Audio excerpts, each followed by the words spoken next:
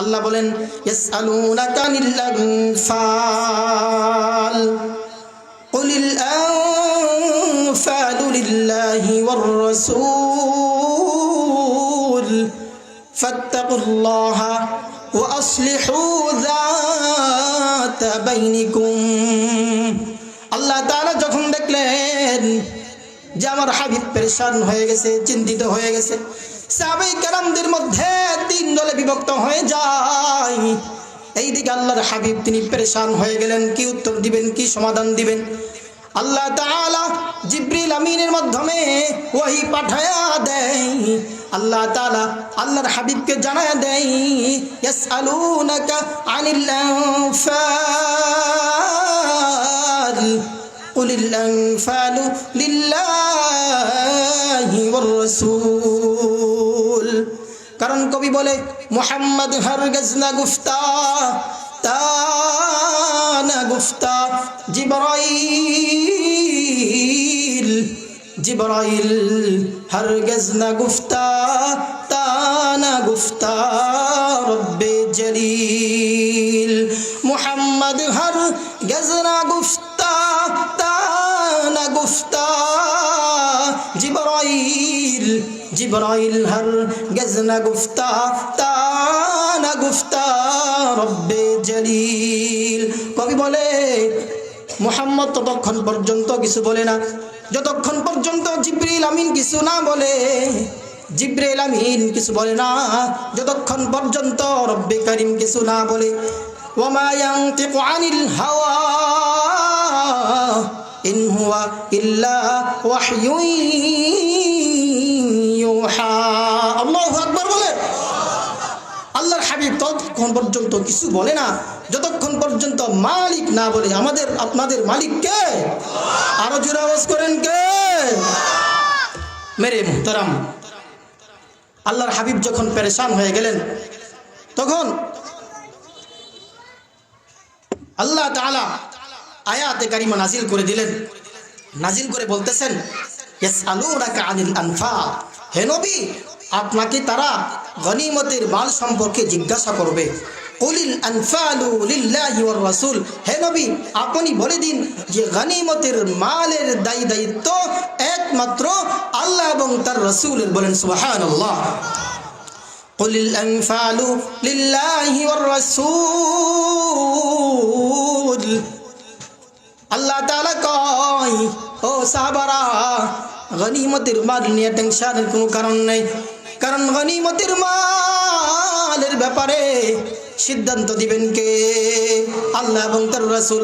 অতএব সাহাবায়ে কেরামদের সামনে যখন এই আয়াতে কারিমা নাজিল হয়ে গেল, আল্লাহ তাআলা পরবর্তী আয়াতের অংশের ভিতরে বলতেছে ফাত্তাকুল্লাহ ওয়া আসলিহু যাতা বাইনিকুম। ও সাহাবারা আল্লাহকে ভয় করো। যদিও সাহাবায়ে কেরামদেরকে উদ্দেশ্য করে বলছেন, কিন্তু পুরো জাতিকে মেসেজ দিচ্ছেন সব সময় ভয় করতে হবে কাকে? আওয়াজ করে বলেন কাকে? আল্লাহকে। দুনিয়ার কোনো মানুষকে, দুনিয়ার কোনো নেতাকে, দুনিয়ার কোনো পদ পদবীকে, দুনিয়ার কোনো সরকারকে আমার চাকরি চলে যাবে, হক কথা বললে আমার উপর জেল জুলুম হইতে পারে, আমার গলায় ছুরি চলাইতে পারে, আমার গলায় রশি পড়তে পারে, ফাঁসির রশি, এরপরেও কোন সময় হককেই বলতে হবে। কোন সময় হকের সামনে মাথাকে নত করা যাবে না। কোরআনের স্পষ্ট বাণী মানব জাতিকে বলতেই হবে। এর কারণে হইতে পারে আমার চাকরি যাইতে পারে, হইতে পারে আমার এই গলার ভিতরে ফাঁসির রশি আসতে পারে। ও মুসলমান, ও মুসলমান, আজকের এই মদিনাতুল উলুমের মাহফিল থেকে আমাকে ঐক্যবদ্ধতার একটা সংকল্প করতে হবে যে বর্তমান সময়ে বাংলাদেশের মধ্যে যে সমস্ত অশৃঙ্খলা চলতেছে, বিশেষ করে ইসকন নামক সন্ত্রাসী এক গোষ্ঠী, তারা অনেকদিন যাবৎ মুসলমানদের উপর আক্রমণ করতেছে। গত কয়েকদিন আগে জনসম্মুখে একজন মুসলমান আইনজীবী সাইফুল্লাহ, তার নাম সাইফুল ইসলাম, তাকে মানুষের সামনে জবাই করে হত্যা করছে। ও ভাই, আল্লাহ রাসূল বলছে আল মুমিনুনা কাজাসাদিন ওয়াহিদ ইনইশতাকা আইনুহু ইশতাকা কুল্লুহু ইনইশতাকা রাসুহু ইশতাকা কুল্লুহু, যে মুমিনরা পুরা বিশ্বের মুমিনরা একটা দেহের মতো, একটা শরীরের মতো, একটা জিসিমের মতো। অতএব যদি বিশ্বের কোনো প্রান্তে কোনো মুসলমানের উপর আঘাত আসে, তাহলে যেরকম ভাবে একটা জিসিমের মধ্যে পেটে ব্যথা হইলে পুরা শরীরে এর অনুভব হয়, মাথায় ব্যথা হইলে পুরা শরীরে অনুভব হয়, চোখে ব্যথা হইলে পুরা শরীরে অনুভব হয়। আমি যদি আমাকে মুসলমান দাবি করতে পারি, আমি যদি আমি নিজেকে মুসলমান দাবি করতে চাই, তাহলে পুরা বিশ্বের যেখানেই কোনো মুসলমানের উপর আঘাত আসবে, আমি মুমিন হিসাবে আমার দিলে কষ্ট লাগার দরকার আছে কিনা? আছে। যদি কষ্ট না লাগে তাহলে মনে করবেন আমি মুমিন হতে পারি নাই। যদি উলামায়ে কেরাম এই বিষয়ে কথা বলার পরে আমার গায়ে চুলকানি উঠে, আমি মনে করব আমি হাকিকতান মুমিন হইতে পারি নাই, আমি একজন লেবাসদারি মুসলমান। ঠিক না? আওয়াজ করে বলেন। এই জন্য মুহতারাম সাবধান হতে হবে। সাহাবায়ে কেরামদেরকে আল্লাহ বললেন ফাত্তাকুল্লাহ, আল্লাহকে ভয় করো, আল্লাহকে ভয় করতে হবে।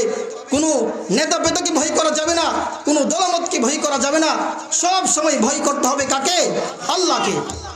আল্লাহ বলেন ফাত্তাকুল্লাহ ওয়া আসলিহু যাতা বাইনিকুম, তোমরা আল্লাহকে ভয় করো এবং তোমাদের মাঝে যে সমস্যাটা হয়েছে এটা তোমরা সমাধান করে নাও। ওয়া আতিউল্লাহ ওয়া রাসূলহু ইন কুনতুম মুমিনিন।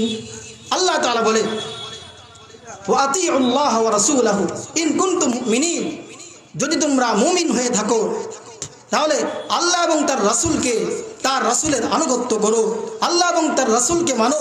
অতএব রাসূল বলছে যে গনিমতের মাল নিয়ে তোমাদের কোনো টেনশন করতে হবে না, কারণ সব কিছুর দ্বীনি বিষয়ে ফয়সালা দেওয়ার মালিক একমাত্র কে? আল্লাহ এবং তার রাসূল। অতএব বোঝা গেল বর্তমান সময়ে রাসূল নেই আর আল্লাহ তাআলা সরাসরি কোনো পয়গাম এখন দিবেন না। বোঝা গেল এখন বর্তমানে দিনের প্রত্যেকটা কাজের সমাধান দিবে কারা? উলামায়ে কেরাম। কারা দিবে? উলামায়ে কেরাম। এই যে আমাদের অঞ্চলের এক রত্ন আমার সাথে বসা আছেন আল্লামা আব্দুস সাত্তার হাফিজাহুল্লাহ, এরকম বর্তমান সময়ে দিনের প্রত্যেকটা জরুরি বিষয়ের ফয়সালা দিবেন যুগের শ্রেষ্ঠ উলামায়ে কেরাম। কিন্তু আফসোসের সাথে বলতে হয় বর্তমান সময়ে উলামায়ে কেরামকে মাইনাস করে, উলামায়ে কেরামদেরকে বাদ দিয়ে একটা দল বর্তমান সময়ে উলামায়ে কেরামদেরকে বাদ দিয়ে তারা নতুন করে ইসলাম রচনা করতে যায়। কথা বলেন ঠিক কিনা? সাদিয়ানি যারা আছে, আপনারা কি সবাই বুঝেন না? সাদিয়ানে যারা আছে তারা বলতেছে উলামায়ে কেরাম কি বুঝে, উলামায়ে কেরাম কি বুঝে? আরে মিয়া, তুমি তো 6 উসুল শিখা তুমি তাবলীগ করো, অথচ তুমি 40 দিন লাগাও, 3 চিল্লা লাগায়া তুমি তাবলীগ করো, অথচ উলামায়ে কেরাম 40 বছর ধরে ডাইলের পানি খায়া তাবলীগ করতেছে। কথা বলেন ঠিক কিনা? এই জন্য আমাদের সমাজে যদি কেউ বলে আলেম রে বাদ দেও, তাহলে মনে করবেন সে শয়তানের সাথে আছে। কার সাথে আছে? জোরে আওয়াজ করেন, কার সাথে আছে? শয়তানের সাথে। কারণ আল্লাহ তাআলা অপর এক আয়াতে বলছে ওয়া উলিল আমর আতিউল্লাহ ওয়া আতিউর রাসূল। হ্যাঁ, ওয়া উলিল আমর, আমর দ্বারা মুফাসসিরিনে কেরাম বলে এখানে আলেম উদ্দেশ্য। এজন্য আলেমদের সুহবত লাজিম করতে হবে, আলেমদের সুহবত লাজিম করতে হবে। যদি বর্তমান সময়ে তুমি যদি আলেমের সুহবত লাজিম করতে পারো, ও ভাই, তুমি মনে করবে যে তোমার এই আলেম ওয়ালা গাড়িটা তোমাকে টেনে টেনে একেবারে আল্লাহর তৈরি জান্নাত পর্যন্ত নিয়ে যাবে। সুবহানাল্লাহ। এই জন্য আমরা আলেমদের সাথে থাকতে রাজি আছি তো ইনশাআল্লাহ। আল্লাহ সবাইকে কবুল করেন, বলেন আমিন। তো মুহতারাম হাজিরিন, আমার যে আজকের আলোচনার মূল বিষয় মুমিনের সিফাত বর্ণনা করা। আল্লাহ তাআলা আয়াতের ভিতরে মুমিনের 5টা সিফাতের কথা বলতেছে। কয়টা সিফাতের কথা? আরো জোরে আওয়াজ করেন, কয়টা? 5টা।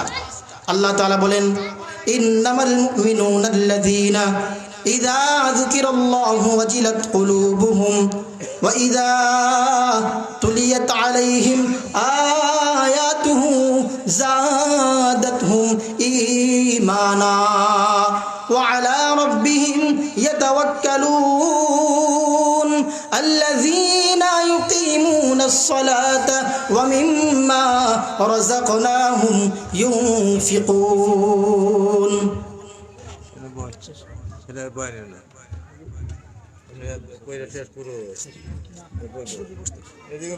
সম্মানিত হাজিরিন, আমাদের সামনে মেহমান চলে আসছে, আলোচনা বেশি লম্বা করব না। আমি যে আয়াতে কারিমা আপনাদের সামনে পেশ করেছি, আল্লাহ তাআলা এই আয়াতের মধ্যে মুমিনের সিফাত বর্ণনা করতেছে। আল্লাহ তাআলা বলেন, ইন্নামাল মুমিনুনা আল্লাযীনা ইযা যুকিরাল্লাহু ওয়াজিলাত কুলুবুহুম ওয়া ইযা তুলিয়াত আলাইহিম আয়াতুহু যাদাতহুম ঈমানা ওয়া আলা রাব্বিহিম ইয়াতাওয়াক্কালুন। একটা গুণ আলোচনা করে শেষ করে ফেলবো, হযরত চলে আসছেন। আল্লাহ তাআলা বলেন যে মুমিনের এক নম্বর সিফাত হচ্ছে যখন মুমিনের সামনে মালিকের নাম ঘোষণা হবে তখন মুমিনের দিলটা কেঁপে উঠবে, অর্থাৎ তার অন্তরটা কেঁপে উঠবে। কারণ তার সামনে কার কথা বলা হয়েছে বলেন, আরো জোরে আওয়াজ করবেন, কার কথা বলা হয়েছে? আল্লাহর কথা বলা হয়েছে। এজন্য এক নম্বর সিফাত হচ্ছে মুমিনের সামনে যখন আল্লাহর নাম তেলাওয়াত করা হয়, আল্লাহর আলোচনা করা হয়, আল্লাহর গুণকীর্তন গাওয়া হয়, যখন মুমিনের অন্তরটা কেঁপে ওঠে। তো মুহতারাম হাজরিন, আসলে হুজুরের সামনে আসলে কথা বলা বেয়াদবি। হুজুর আন্তর্জাতিক পর্যায়ের বড় একজন আলেম, বড় একজন ওয়াইজ। আমি হুজুরের ছাত্রেরও তুলনা না। তো যাই হোক, আমি এর সামনে আলোচনা বাড়াইলাম না। আল্লাহ রাব্বুল আলামিন আমাদের প্রত্যেককে যে কথাগুলো বললাম, আমাকে আপনাকে সকলকে আমল করার তৌফিক দান।